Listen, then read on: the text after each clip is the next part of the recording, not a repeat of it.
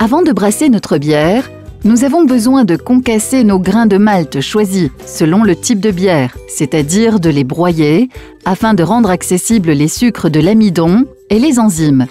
Pour cela, nous utilisons un concasseur. Une fois le malt broyé, celui-ci est inséré progressivement dans de l'eau chaude et mélangé à l'aide d'un fourquet dans notre cuve matière. Le malt est ainsi trempé et remué pendant environ 1 heure afin d'en extraire les sucres et d'obtenir un jus sucré et coloré appelé le mou. La température de l'eau varie selon le type de bière car cela permet d'obtenir plus ou moins de sucre fermentescible. Cette étape s'appelle l'empâtage. Une fois l'empâtage terminé, il nous faut filtrer les résidus de malt et transférer le liquide obtenu dans notre cuve d'ébullition. Pour cela, le mou passe au travers de la couche de malt restée au fond de la cuve que l'on appelle le gâteau de filtration et qui repose sur une plaque filtrante. Il est dans le même temps transféré dans la chaudière d'ébullition. Les écorces restantes du malt concassé, qui seront éliminées et éventuellement recyclées, s'appellent la drèche.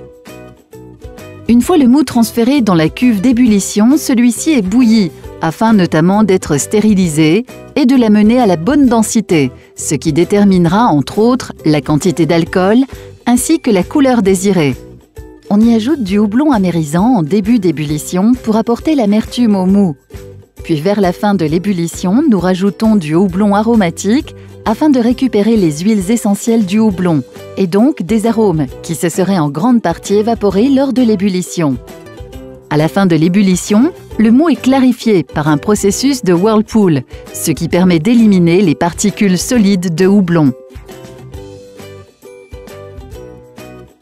Juste avant d'être refroidi et transféré en cuve de fermentation, le mou passe dans un percolateur qui contient du houblon en fleurs, appelé cône. Cette étape permet d'apporter davantage d'arômes et peut être complétée par l'ajout d'épices telles que le cumin, la coriandre et bien d'autres. Enfin, le mou est refroidi grâce à son passage dans un échangeur à plaques et transféré en cuve de fermentation. L'étape du brassage dure 1 journée. Plusieurs brassins sont réalisés chaque semaine dans nos restaurants.